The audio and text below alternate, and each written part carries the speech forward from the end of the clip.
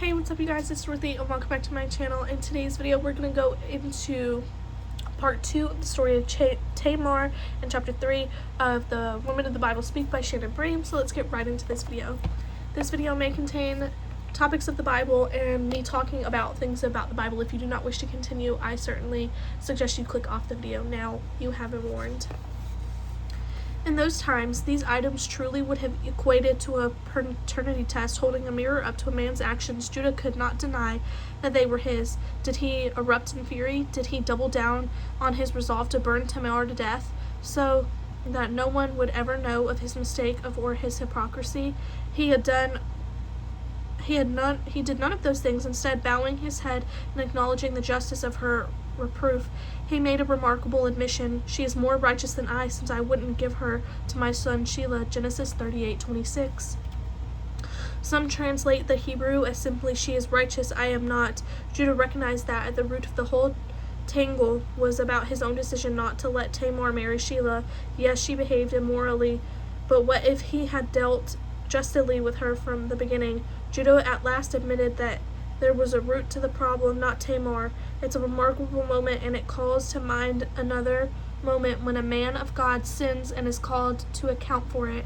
In 2 Samuel 12, the prophet Nathan appears before David to confront him for murdering Uriah and sleeping with Uriah's wife, Bathsheba. Like Judah, David didn't explode in rage. He listened stricken to the heart and fell at the prophet's feet in repentance. Judah's repentance was even more remarkable, though, because it was not a mighty and well-respected prophet who reapproached him, but a woman pregnant outside of marriage, no less. He could have brushed her aside and had her killed along with her unborn child, but he listened, bowed his head, and admitted that she was right and he was wrong.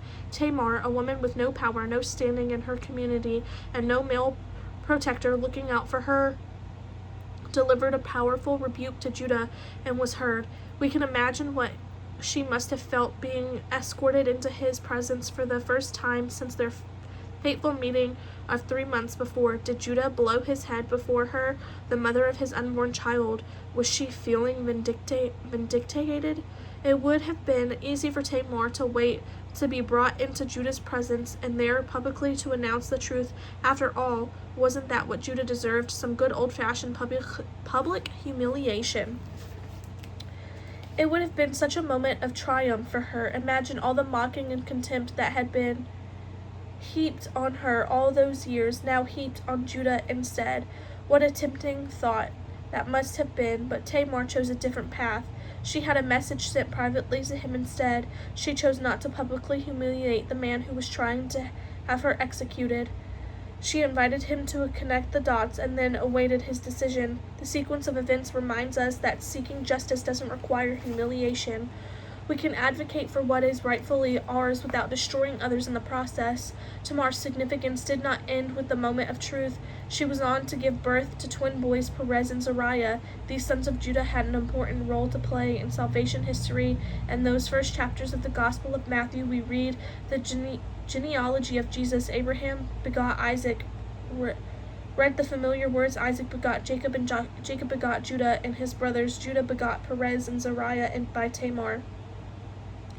Perez begot Hezron, and Hezron begot Ram. Matthew 1:2-3.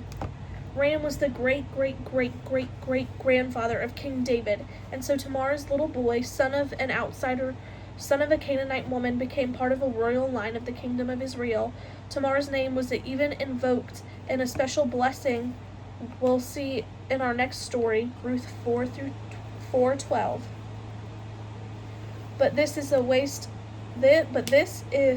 was the genealogy not just of David, but of David's divine descendant Jesus. Tamar is part of the lineage. As one of the only 3 women named in Matthew's genealogy, Tamar helps make the Messiah possible. And this non-Jewish Canaanite outsider who was pregnant out of wedlock and faced a certain death became an ancestress of Christ. Tamar's story has significance within the narrative of Genesis 2.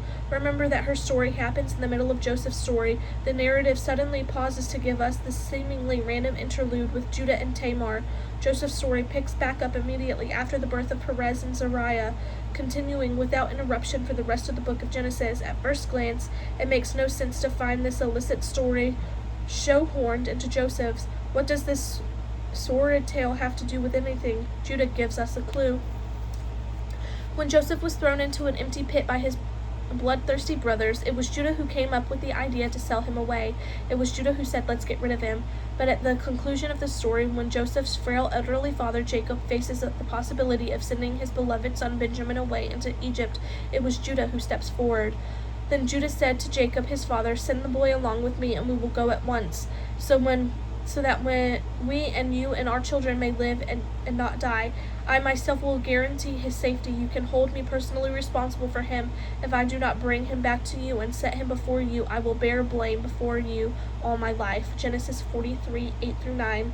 When they arrived in Egypt, the worst appeared to have happened. The capricious governor, in reality their brother Joseph in disguise, demanded that they leave the hapless young Benjamin with him. Judah put his own life on the line. "Take me instead of him," he pled with the governor. Genesis 44:33, offering his own life for his brothers. It was Judah who had grown and changed the most of all the brothers, but why? What explains the change in the angry, vengeful young man at the beginning of the story to the mature, compassionate man at the end? Was it his humbling before Tamar? Tamar's actions forced Judah to confront his own wrongdoing. Probably for the first time, Judah learned what it was to say in public, "I was wrong." Tamar showed him the way of the righteousness and how he could be a person who stands for right when no one else has the courage. There is an ancient Jewish tradition that says that to publicly shame another person is the same as committing murder, because regardless of your reasons, you have murdered that person's reputation forever. It is the sort of teaching that reminds us to be careful with our words. But which of us in Tamar's shoes could have resisted the temptation to make sure Judah got a little of what was coming to him? Tamar's story is a beautiful illustration of how God can redeem the most ill-advised human plans. Tamar likely felt abandoned and may have had many different motivations: justice, desperation, and attempt at preserving the life she thought she was going to create. But hadn't she seen God deal with the wrongdoers in the past? It had cost both her husband lives. A widow seducing her father-in-law in order to become pregnant seems like an irredeemable plan at first blush, but God is masterful at making good out of our messes. Tamar's story is woven into the fabric of the lineage of Jesus Christ. No matter how unfaithful we may be, God is always working in each of our stories, able not only to heal us, but also to use our human fragility to miraculous ends. That is the end of this story. I will see you guys in the next video. Bye.